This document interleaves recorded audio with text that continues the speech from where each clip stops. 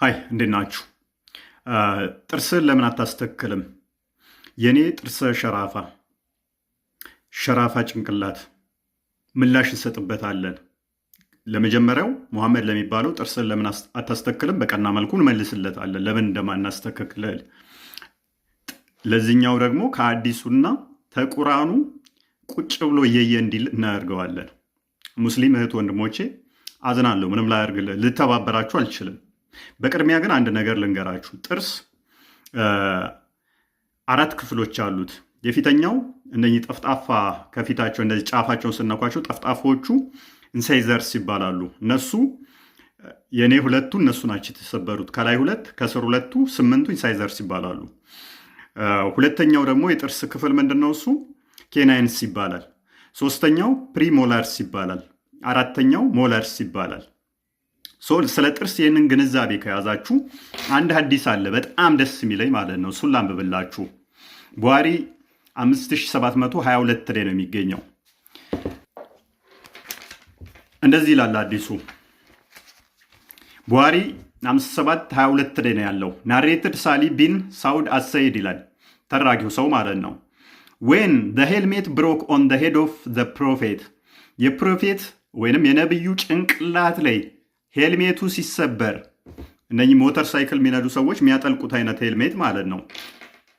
ሂዝ ፌስ ቢካም ከቨርድ ዊዝ ብለድ፣ ፊቱ በደም ተሸፈነ። ሂዝ ኢንሴሰር ቱዝ ብሮክ፣ የትኛው ጥርሱ? የፊት ጥርሱ ተሰበረ።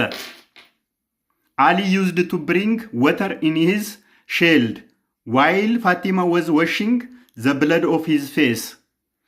አሊ በጋሻው ውሃ ዞለት መጣ። ፋጢማ ደግሞ ፊቱን እያጠበች ነበር።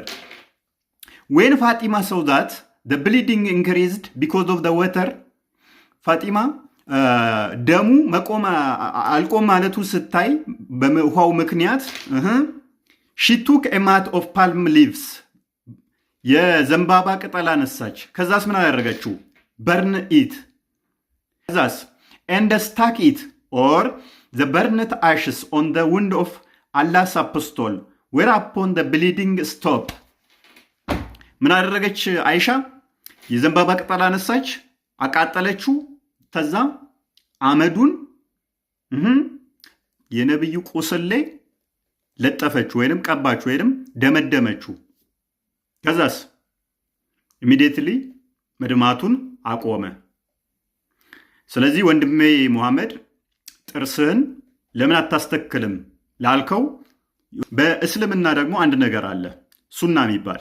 ሱና ማለት ነብዩ ያደረጉትን የሆኑትን ያሉትን አበላላቸውን፣ አነጋገራቸውን፣ አለባበሳቸውን እሳቸው እንደሆኑት መምሰል ሱና ይባላል። በአላህ ዘንድ ተወዳጅነትም ያስገኝላችሁ ነው። ከኔና ካንታውን ነብይህን ማን የመሰለው?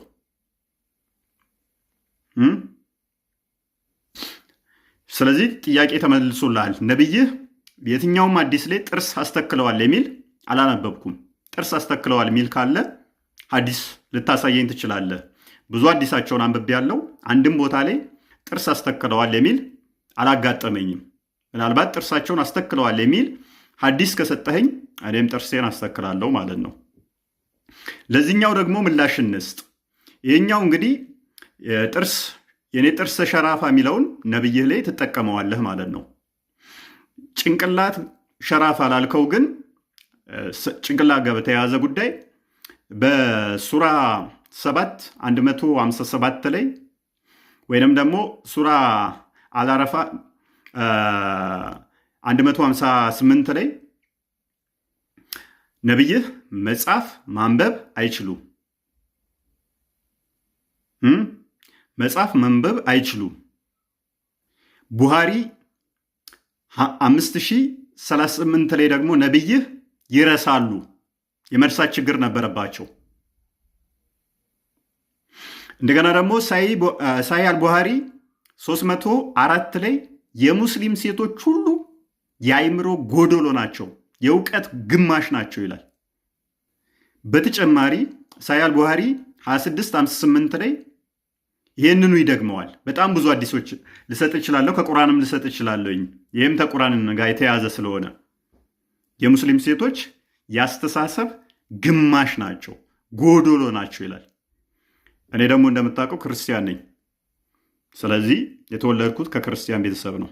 እናቴ ግማሽ ጭንቅላት የላትም። ያንተ እናት ግማሽ ጭንቅላት ስላላት ሙሉ ጭንቅላት ሊኖርህ እንደማይችል አንተ ግልጽ ነው። ተግባባን?